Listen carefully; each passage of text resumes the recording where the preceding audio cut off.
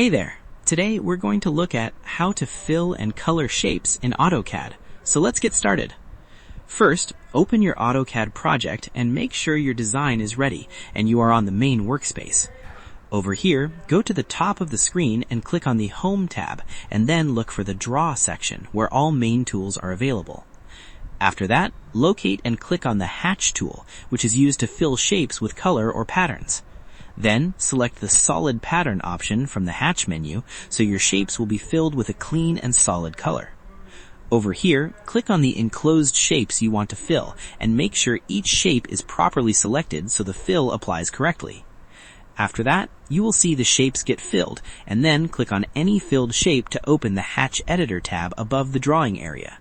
Then, go to the Properties section in the Hatch Editor tab and choose a new color that matches your design. Over here, apply different colors if needed, and see your shapes update instantly, making your design more clear and attractive. And that wraps it up. Appreciate you watching. See you in the next.